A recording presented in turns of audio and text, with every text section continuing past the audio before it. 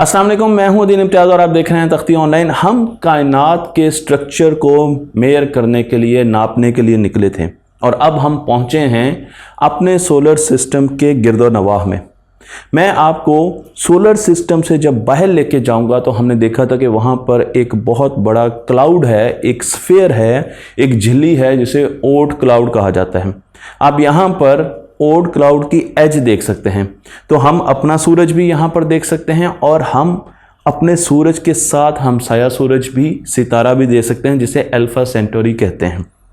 और बीच में हमें एक बहुत बड़ा क्लाउड नज़र आ रहा है जो कि गैसेस का बना हुआ है। इसे लोकल फ्लफ कहा जाता है या लोकल इंटरस्टेलर क्लाउड भी कहा जाता है।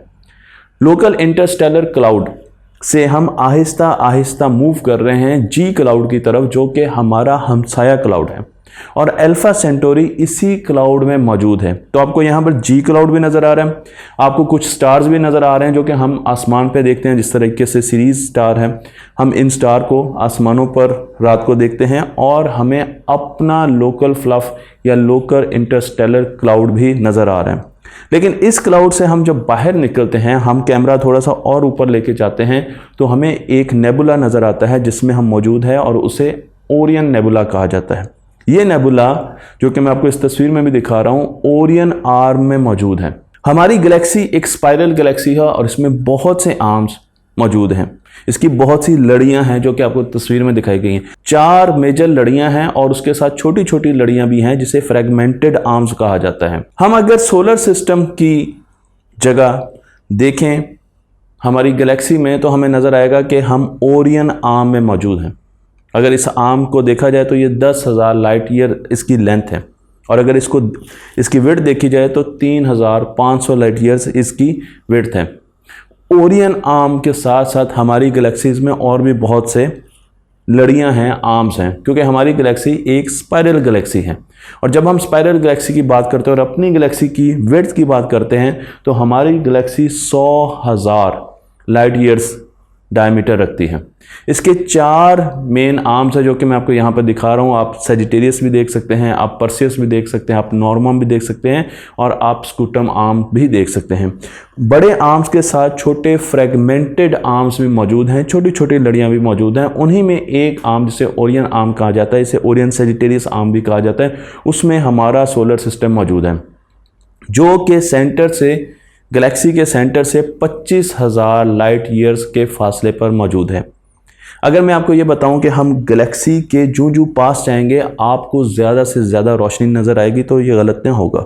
हम गैलेक्सी के, मिल्की वे गैलेक्सी के सेंटर की तरफ देखते हैं तो वो ग्लो कर रहा है, रोशनी दे रहा है, एक बहुत बड़े सूरज की तरह लग रहा है।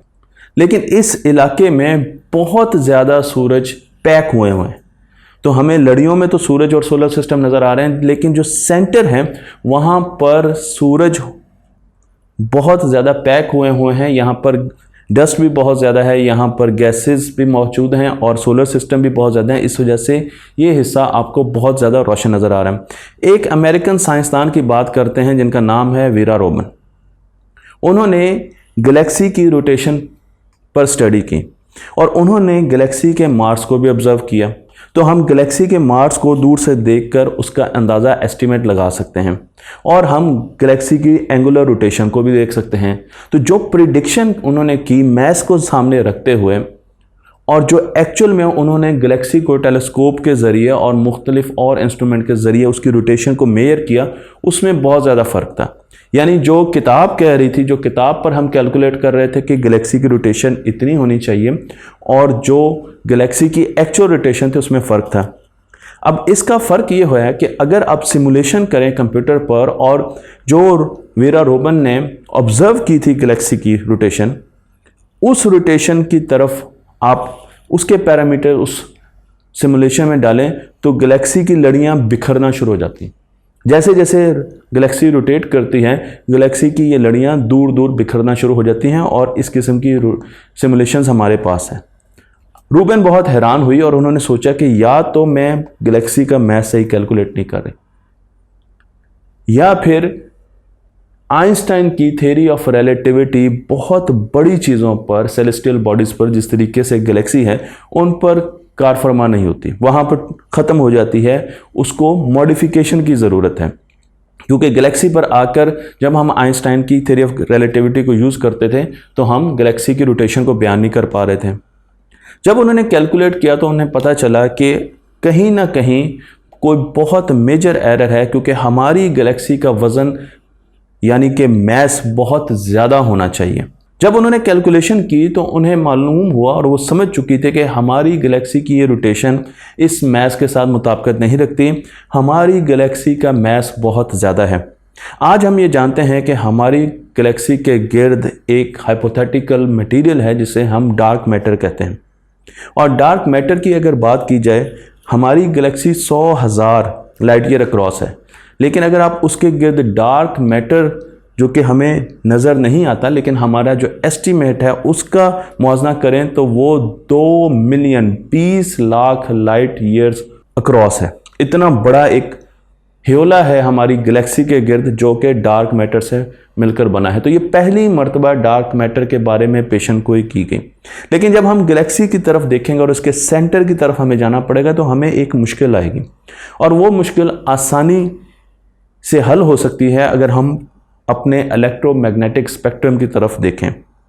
इलेक्ट्रोमैग्नेटिक स्पेक्ट्रम में आपको रेडियो वेव्स से लेकर आपको गैमा वेव्स तक सारे स्पेक्ट्रम की फ्रीक्वेंसी और चीज़ें नज़र आ रही हैं। इस पर मैं बहुत सी बहस कर चुका हूं, लेकिन मैं सिर्फ आपको ये बताने जा रहा हूं कि जब हम गैलेक्सी के सेंटर की तरफ डिटेक्ट करते थे चीज़ों को तो वहाँ से हमें साउंड वेव्स आती हुई महसूस होती थी।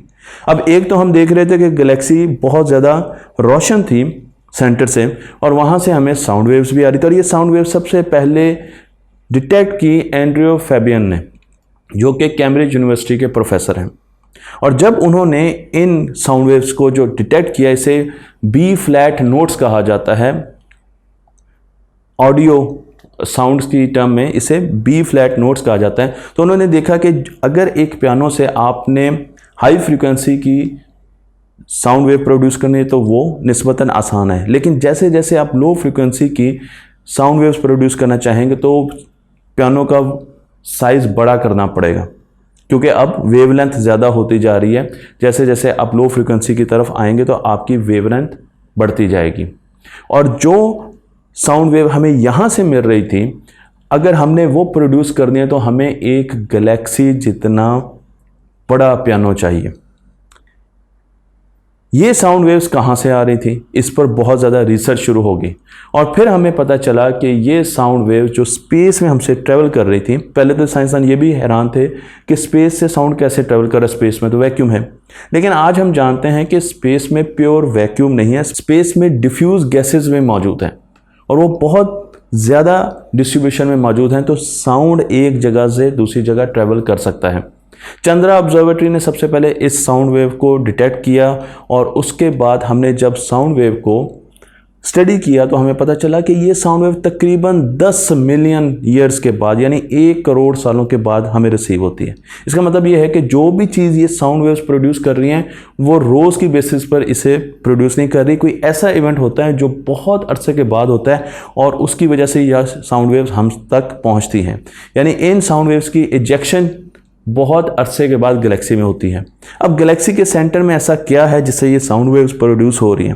गैलेक्सी के सेंटर को अगर हम ज़मीन से भी देखें नॉर्दर्न एरिया में जाके, तो हमें वहाँ पर काले बादल नज़र आएंगे, और ये काले बादल हैं डस्ट के। डस्ट की वजह से हम डस्ट के पार्टिकल्स को पेनिट्रेट करके गैलेक्सी के सेंटर में नहीं देख सकते। अब ये एक इंजीनियरिंग चैलेंज था, और इस चैलेंज को अबूर किया हमने स्पेक्ट्रम को समझकर, क्योंकि हम ये जानते हैं कि विजिबल स्पेक्ट्रम के साथ अगर हम इंफ्रारेड स्पेक्ट्रम में जाएं तो हम डस्ट को पेनिट्रेट कर सकते हैं, और अगर हम डस्ट को पेनिट्रेट कर सकते हैं तो फिर हम उससे आगे भी देख सकते हैं। इसलिए इंफ्रारेड एस्ट्रोनॉमी का आगाज़ भी हुआ और इंफ्रारेड टेलीस्कोप्स बनाई गई। और जब हमने इंफ्रारेड टेलीस्कोप के ज़रिए देखा तो हमें पता चला कि हमारी गैलेक्सी के जो 100 बिलियन स्टार हैं वो तमाम एक चीज़ के गिर्द घूम रहे हैं। जो स्टार उस सेलेस्टियल बॉडी से दूर हैं जो कि हमें नज़र नहीं आ रही, लेकिन हम स्टार्स की मूवमेंट से अंदाज़ा हमें हो रहा है कि यहाँ पर कोई ऐसी चीज़ मौजूद है जो कि इतनी कशिश रखती है कि वो तमाम स्टार्स को और तमाम सोलर सिस्टम्स को अपने गिर्द घुमा रही है। तो जो स्टार उनसे फासले पर हैं उनकी स्पीड होती है बिलअमूम 220 किलोमीटर पर सेकेंड।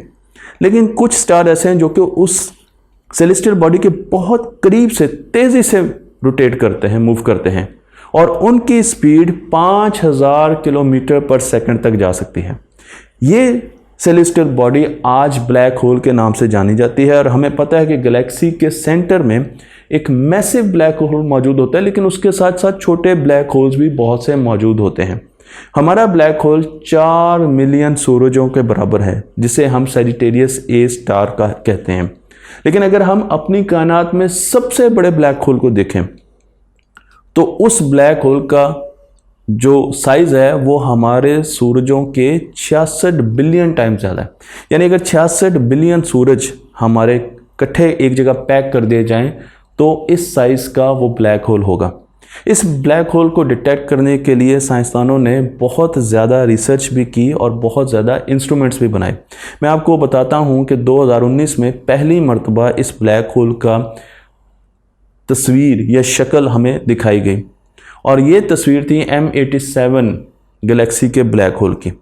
इस तस्वीर ने बहुत ज़्यादा शोहरत कमाई और हम सब ने इस पर वीडियोस भी बनाई, और उसके बाद फिर हमने अपनी गैलेक्सी के सेंटर में भी ब्लैक होल को डिटेक्ट किया, जिसे सैजिटेरियस ए स्टार कहते हैं। तो अब हम ये जानते हैं कि ब्लैक होल ही वो सेलेस्टियल बॉडी थी जो कि साउंड वेव्स प्रोड्यूस कर रही थी, रेडियो वेव्स प्रोड्यूस कर रही है और एक्स-रेज भी प्रोड्यूस करती है। ये वेव्स उस वक्त प्रोड्यूस होती हैं जब ब्लैक होल के गिर्द घूमने वाली गैस बहुत ज़्यादा गर्म होती है और उस एक्रीशन डिस्क से एक जेट, रिलेटिविस्टिक जेट नमूदार होता है।